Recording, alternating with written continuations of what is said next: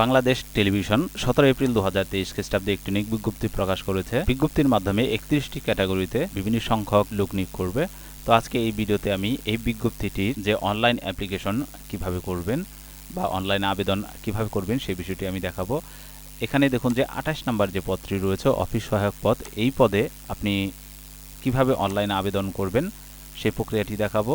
তো এই পোস্টে আবেদন করার জন্য আপনাকে যে কাজটি করতে হবে তা হচ্ছে যে এই পোস্টটিতে কতগুলো পোস্ট রয়েছে এবং চাকরি আবেদনের ক্ষেত্রে বয়স সীমাটা একটু দেখে নেবেন যে 18 থেকে 30 বছরের মধ্যে আপনার বয়স আছে কিনা এবং এই পোস্টে আবেদন করার জন্য কি কি শিক্ষাগত যোগ্যতা লাগবে সবকিছু কিন্তু আপনি দেখে তারপরে অনলাইনে আবেদন করবেন। এছাড়াও আরেকটি বিষয় গুরুত্বপূর্ণ যে আপনি দেখে তারপর অনলাইনে আবেদন করবেন, তা হচ্ছে জেলা কোটা, আপনার জেলাটি অনলাইনে আবেদন করার যোগ্যতা আছে কিনা। তো এখানে দেখুন যে আমি যে পোস্টে আবেদন করছি এখানে কিন্তু ঢাকা জেলার প্রার্থীরা আবেদন করতে পারছেন। এই চাকরিতে আবেদন করতে গেলে আপনাকে টেলিটক যে জব ওয়েব পোর্টাল রয়েছে সেই জব ওয়েব পোর্টালের মাধ্যমে কিন্তু আবেদন করতে হবে। দেখুন এখানে যে টেলিটকের জব ওয়েব পোর্টাল রয়েছে বিটিভির, অর্থাৎ http://btv.teletalk.com.bd এই লিঙ্কে প্রবেশ করে আমরা কিন্তু অনলাইনে আবেদন করব। এই আবেদন শুরু হয়েছে 2রা মে থেকে এবং শেষ হবে কিন্তু 30শে মে 2023 তারিখ। তো এই পোস্টে আবেদন করতে গেলে আপনাকে কিন্তু স্বাক্ষর এবং ছবি কিন্তু আপলোড করতে হবে। ছবির সাইজ হবে 300 পিক্সেল বাই 300 পিক্সেল এবং স্বাক্ষরের সাইজ হবে কিন্তু 300 পিক্সেল বাই 80 পিক্সেল। তো আপনার ছবি এবং স্বাক্ষর আবেদনের পূর্বেই কিন্তু সাইজ করে নিতে হবে। তো এই ভিডিওতে আমি কিভাবে ছবি এবং স্বাক্ষর সাইজ করবে সেটি কিন্তু দেখাবো না, শুধুমাত্র অনলাইনে আবেদন প্রক্রিয়াটি দেখাবো। তো আপনি যদি কিভাবে ছবি এবং স্বাক্ষর সাইজ করতে হয় তা যদি জানতে চান তাহলে অবশ্যই আমার একটি ভিডিও রয়েছে কিভাবে ছবি ও স্বাক্ষর সাইজ করতে হয় সরকারি চাকরির জন্য, এবং এই ভিডিওর লিঙ্কটি কিন্তু আমার এই ভিডিও ডেসক্রিপশনে দেওয়া থাকবে, সেটি আপনি সেখানে ক্লিক করে দেখে নিতে পারেন। এবং আবেদন করার কিন্তু 72 ঘন্টা পর 112 টাকা এই পদের জন্য 72 ঘন্টার মধ্যে কিন্তু টেলিটক প্রিপেড সিমের মাধ্যমে পরিশোধ করতে হবে। আমি এখন আপনাদেরকে দেখাবো যে কিভাবে আপনারা এই চাকরিতে অনলাইনে আবেদন করবেন। তো অনলাইনে আবেদন করার পূর্বে আপনাদের কাছে একটু বিনীত অনুরোধ, যদি আপনি এই চ্যানেলে নতুন হয়ে থাকেন তাহলে অবশ্যই চ্যানেলটিকে সাবস্ক্রাইব করে রাখবেন। তো আমরা এই লিঙ্কে প্রবেশ করেছি, অর্থাৎ btv.teletalk.com.bd এই লিঙ্কে প্রবেশ করেছি। এই লিঙ্কে প্রবেশ করার পর কিন্তু আমরা দুইটা লিঙ্ক দেখতে পারবো, একটা হচ্ছে অ্যাপ্লিকেশন ফর্ম লিঙ্ক আর একটা হচ্ছে যে অ্যাডভার্টিসমেন্ট লিঙ্ক। তো এখানে যে অ্যাডভার্টিসমেন্টে যদি ক্লিক করেন তাহলে আপনি বিজ্ঞপ্তিটি দেখতে পারবেন, আর যদি অ্যাপ্লিকেশন ফর্মে ক্লিক করেন তাহলে কিন্তু আপনি আবেদন ফর্মে নিয়ে যাবে। তো আমি যে পোস্টে আবেদন করব সেটি হচ্ছে অফিস সহায়ক পদে, অর্থাৎ আমি এখান থেকে দেখুন যে কোথায় অফিস সহায়ক পোস্টটি রয়েছে। দেখুন এই যে অফিস সাপোর্ট স্টাফ রয়েছে, এখানে ক্লিক করব। ক্লিক করার পর নেক্সট বাটনে ক্লিক করব। ক্লিক করার পর দেখুন যে এরকম একটি পেজ আসবে, এখানে লেখা থাকবে যদি আপনি টেলিটক অজবসের যদি প্রিমিয়াম মেম্বার হয়ে থাকেন সেক্ষেত্রে ইয়েস দেবেন, আর যদি না থাকেন সেক্ষেত্রে নো দেবেন। দেওয়ার পরে এখানে নেক্সট বাটন আছে, ক্লিক করে দেবেন। ক্লিক করার পর এরকম একটি ফর্ম চলে আসবে, এখানে কিন্তু আপনার ডিটেলস অর্থাৎ basic information, present address, permanent address এবং আপনার শিক্ষাগত যোগ্যতা কিন্তু প্রবেশ করাতে হবে। তো আমি এই ইনফরমেশনগুলো প্রবেশ করাবো। তো এখানে দেখুন যে আমি অ্যাপ্লিক্যান্টসের নাম প্রবেশ করে দিলাম এবং আবেদনকারীর নাম বাংলায় এখানে লিখে দিয়ে দেবো। দিয়ে দেওয়ার পর বাবার নাম এখানে প্রবেশ করে দেব। তো মনে রাখতে হবে যে সকল ইনফরমেশনই আমি প্রেরণ করি না কেন তা কিন্তু সার্টিফিকেট অনুযায়ী কিন্তু আমাকে লিখতে হবে, এবং মায়ের নাম সার্টিফিকেট অনুসারে কিন্তু আপনাকে দিয়ে দিতে হবে। জন্ম তারিখ আপনার সার্টিফিকেটে যেরকম আছে হুবহু কিন্তু জন্ম তারিখটি এখানে প্রবেশ করাতে হবে। জন্ম তারিখ প্রবেশ করানোর পরে দেখুন যে ন্যাশনালিটি এখানে কিন্তু অটোমেটিক্যালি বসে গেছে বাংলাদেশি। তো রিলিজিয়ন আছে, আপনি যে ধর্মের অনুসারী সেই ধর্মটি সিলেক্ট করে দেবেন, জেন্ডার সিলেক্ট করে দেবেন।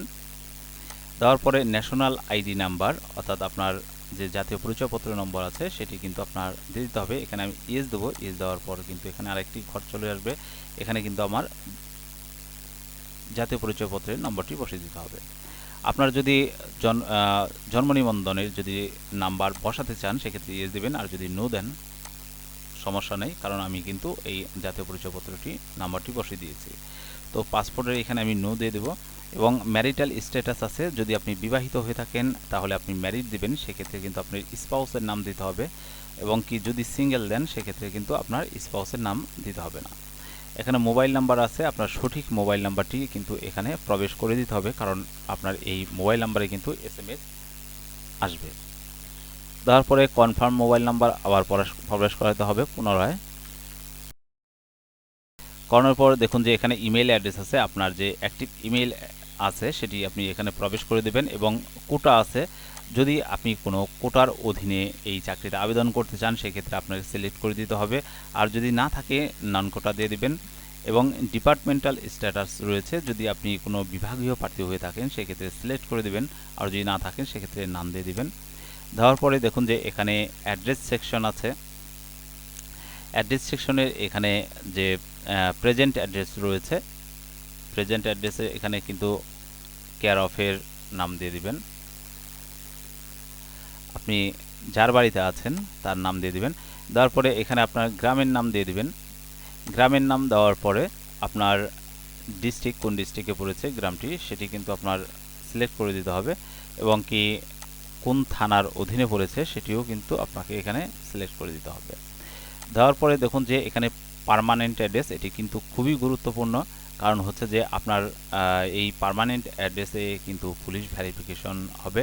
আপনার স্থায়ী ঠিকানা যেটা আছে, ঠিক আছে, যেখানে আপনার বাড়ি ঘর রয়েছে স্থায়ীভাবে, ভাড়া থাকেন না, সেখানে আপনার সেই ঠিকানাটা কিন্তু এখানে দিয়ে দিতে হবে। যদি আপনার বর্তমান ঠিকানা স্থায়ী ঠিকানা একই হয় সেক্ষেত্রে আপনার সেম আজ প্রেজেন্ট অ্যাড্রেস, আর যদি আলাদা হয় তাহলে কিন্তু এখানে আলাদা লিখে দিতে হবে। তো আমি এখানে চেক মার্ক করে দেবো, কারণ এখানে বর্তমান স্থায়ী এবং একই ঠিকানা।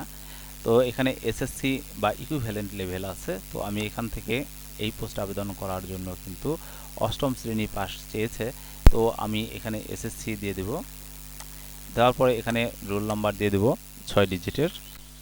এখানে গ্রুপ সিলেক্ট করে দিতে হবে, এবং কি বুট সিলেক্ট করে দিতে হবে, এবং রেজাল্ট সিলেক্ট করে দিতে হবে, এবং পাসিং ইয়ার কত সালে পাস করেছেন সেটি কিন্তু এখান থেকে সিলেক্ট করে দিতে হবে। পাসিং ইয়ার সিলেক্ট করে দেবো। সিলেক্ট করার পর আমি একটু স্ক্রল করে নিচে চলে আসবো। এখানে দেখুন যে সিকিউরিটি কোড সেকশন রয়েছে, এইখানে যে সিকিউরিটি কোড রয়েছে তা কিন্তু হুবহু এই ঘরে প্রবেশ করাতে হবে। বসানোর পরে দেখুন যে এখানে ডিক্লেয়ার একটা লেখা রয়েছে, এবং পাশের চেকবক্স রয়েছে, এই চেকবক্সে ক্লিক করে দেব, কারণ এটি ক্লিক না করলে কিন্তু আমি সাবমিট করতে পারবো না। তাই আমি এখানে ক্লিক করে এই সাবমিট বাটনে ক্লিক করব। ক্লিক করার পর আমাকে একটি প্রিভিউ দিবে। এই প্রিভিউটি আমাকে চেক করতে হবে সার্টিফিকেট অনুসারে সকল ইনফরমেশন ঠিক আছে কিনা। যদি ঠিক থাকে তাহলে আমি কিন্তু কি করব যে এখানে ছবি এবং স্বাক্ষর আপলোড করে দেব। তো যদি আপনার এই আবেদনে কোনো প্রকার ভুল থাকে সেক্ষেত্রে কিন্তু আপনি এই যে চেঞ্জ নিডেড এখানে ক্লিক করবেন, click here two edit application, এখানে ক্লিক করার পরে কিন্তু আপনি এটি এডিট করতে পারবেন। আর যদি সকল কিছু ঠিক থাকে সেক্ষেত্রে আপনি কিন্তু ছবি এবং স্বাক্ষর আপলোড করতে পারেন। ছবি এবং স্বাক্ষর আপলোড করার জন্য এখানে দেখুন যে কিছু নির্দেশনা দেওয়া আছে। এখানে ছবি আপলোড করার জন্য এখানে সোর্স ফাইল রয়েছে, দেখুন যে বাটন রয়েছে, এই সোর্স ফাইলে ক্লিক করব। ক্লিক করার পর যেখানে ছবিটি রয়েছে সেটি আমি এখানে ড্র্যাগ করে দেব। দেখুন এখানে জব পিক আছে, অর্থাৎ আমি এটা আগেই সাইজ করে রেখেছি, তো এখন আমি কি করব, এটা সিলেক্ট করে দেব। করে দেওয়ার পর দেখুন যে এই ছবিটি বসে গেল, এবং কি আমি এখন স্বাক্ষর আপলোড করে দেবো। এই সোর্স ফাইলে যাব। সোর্স ফাইলে যাওয়ার পরে দেখুন যে এখানে মাই সাইন আছে, আমি এটাকে ক্লিক করব। ক্লিক করার পর দেখুন যে স্বাক্ষরটিও কিন্তু এখানে আপলোড হয়ে গেল। আপলোড হয়ে যাওয়ার পর দেখুন যে একটা চেক বক্স রয়েছে, এখানে ডিক্লেয়ার দেওয়া আছে যে আমার সকল ইনফরমেশন ঠিক আছে। তো আমি এটা চেক মার্ক করে দেবো। চেক মার্ক না করলে কিন্তু আমার সাবমিট বাটনটি অ্যাক্টিভ হবে না। তো সকল ইনফরমেশন যদি ঠিক থাকে, সকল কিছু ঠিক থাকলে আমি কিন্তু এই সাবমিট বাটনে ক্লিক করতে পারবো। তো আমি এই সাবমিট বাটনে ক্লিক করব। ক্লিক করার পর দেখুন যে অ্যাপ্লিকেশনটি কিন্তু সাবমিট হয়ে গেছে, এবং কি আপনি সকল ইনফরমেশনগুলো দেখতে পারবেন। এবং আপনি এই যে ইনফরমেশনগুলো আছে এই ইনফরমেশনগুলো এখন কিন্তু আর এডিট করতে পারবেন না। তো এই আবেদনটি সাবমিট করার পর আপনার যে কাজটি রয়েছে তা হচ্ছে টেলিটক প্রিপেড সিমের মাধ্যমে আপনাকে এই আবেদন ফি কিন্তু পরিশোধ করা। তো টেলিটক প্রিপেড সিমের মাধ্যমে 112 টাকা আবেদন ফি কিন্তু পরিশোধ করতে হবে। তো এটি পরিশোধ করার পরে আপনি কিন্তু এই আবেদনটি 100% সাকসেসফুল হবে। ঠিক আছে, যদি আপনি আবেদন করার 72 ঘন্টার মধ্যে এই পেমেন্টটি না করেন সেক্ষেত্রে কিন্তু আপনার আবেদনটি অটোমেটিক্যালি বাতিল হয়ে যাবে। তো এখন যে কাজটি করব, দেখুন যে এখানে ডাউনলোড বাটন আছে, ডাউনলোড বাটনে ক্লিক করব। ক্লিক করার পরে দেখুন যে এই ফাইলটি কিন্তু অটোমেটিক্যালি কিন্তু ডাউনলোড হয়ে যাবে। তো এই হচ্ছে বিটিভি বা বাংলাদেশ টেলিভিশনের নিয়োগ বিজ্ঞপ্তির অনলাইন অ্যাপ্লিকেশন। সরকারি বা বেসরকারি চাকরি অনলাইন আবেদন পাওয়ার জন্য অথবা টেক রিলেটেড ভিডিও পাওয়ার জন্য অবশ্যই চ্যানেলটিকে সাবস্ক্রাইব করে এই চ্যানেলের সঙ্গেই থাকুন। ভিডিওটি দেখার জন্য আপনাকে অসংখ্য ধন্যবাদ।